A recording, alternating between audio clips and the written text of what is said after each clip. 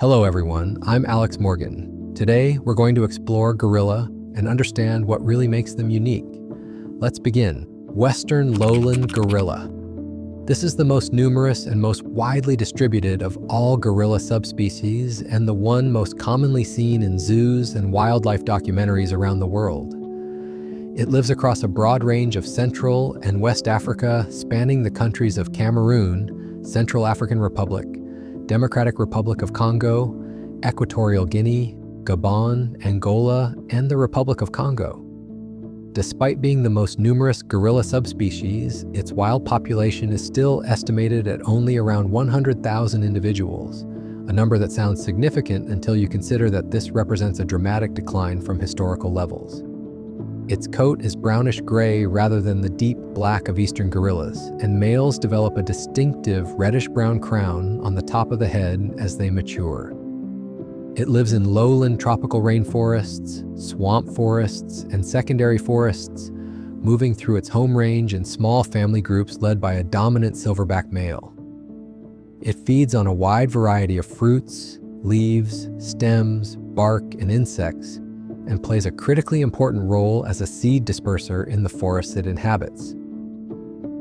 When gorillas eat fruit and move through the forest, depositing seeds in their droppings, they effectively plant new trees across vast areas, making them essential to the health and regeneration of Central African forests.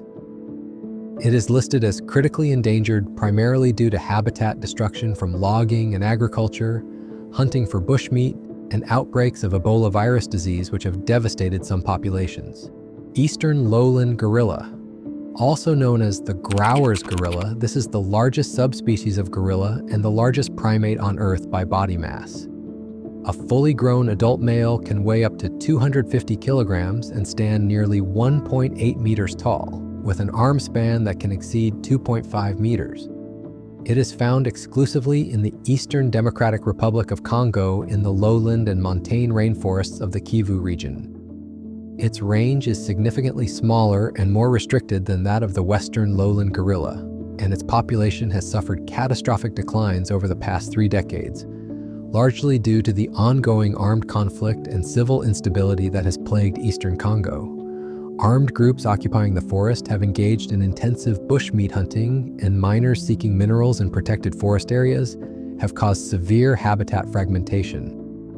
The population has declined by an estimated 77% since the 1990s and is now thought to number fewer than 4,000 individuals in the wild, making it one of the most endangered great apes on Earth. It has a stockier build than other gorilla subspecies with a broader chest, shorter muzzle, and shorter hair on the body but longer hair on the arms. Like all gorillas, it is primarily herbivorous, feeding on leaves, stems, fruit, and bark. But it has a particular preference for terrestrial herbaceous vegetation in areas where fruit is less available. Mountain gorilla. This is perhaps the most famous and most studied wild gorilla subspecies in the world, largely because of the groundbreaking work of primatologist Dian Fossey, who dedicated her life to their study and protection in the mountains of Rwanda and was ultimately murdered by poachers in 1985. The mountain gorilla lives exclusively in 2 isolated populations in the Virunga volcanic mountains, shared between Rwanda, Uganda, and the Democratic Republic of Congo, and in the Bwindi impenetrable forest in Uganda. It lives at elevations between 2,200 and 4,300 meters above sea level, higher than any other gorilla subspecies, in cold, misty Afro-montane forests. Its coat is noticeably thicker and longer than that of lowland gorillas, an adaptation that helps it survive the cold temperatures of its high-altitude habitat. Unlike most other great apes, it has never been kept successfully in captivity, meaning every individual alive exists in the wild.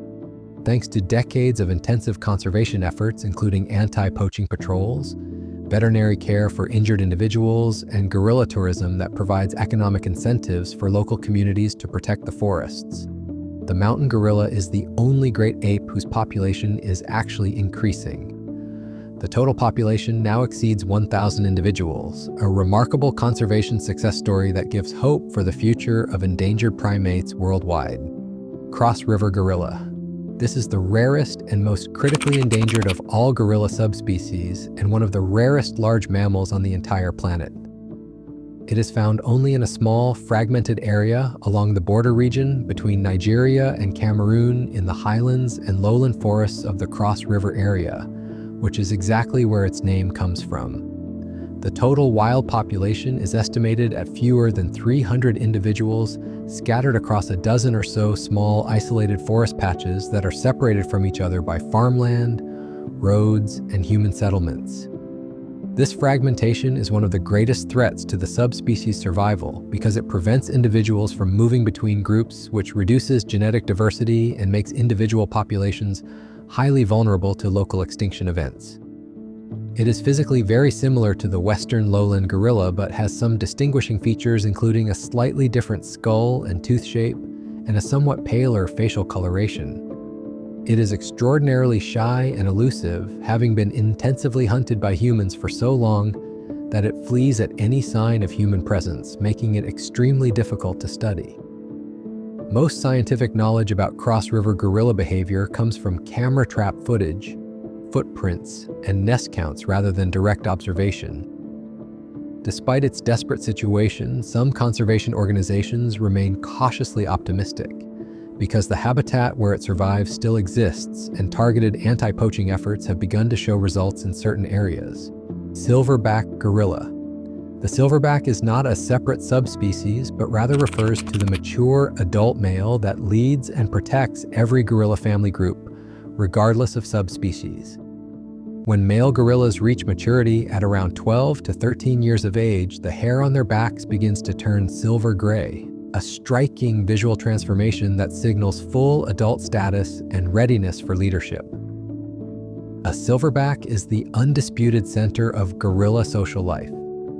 Every decision about where the group travels, where they sleep, when they move, and how they respond to threats is made by the silverback. Females in the group choose to stay with a particular silverback based on his ability to protect them and their offspring from danger, including from rival male gorillas who will kill infants that are not their own offspring. The silverback defends his group through an elaborate and famous display that includes standing upright, throwing vegetation, beating his chest with cupped hands to produce a loud, resonating boom, and charging toward the threat. Despite the terrifying appearance of this display, it is primarily a warning intended to resolve conflicts without physical contact. When physical confrontations do occur between silverbacks, they can be extremely violent. A fully mature silverback is immensely powerful, capable of bending thick bamboo stalks, tearing apart trees, and generating a bite force that far exceeds that of any other primate. Despite this power, silverbacks are generally gentle and patient with the young members of their group, often allowing infants to climb on them and play around them with remarkable tolerance.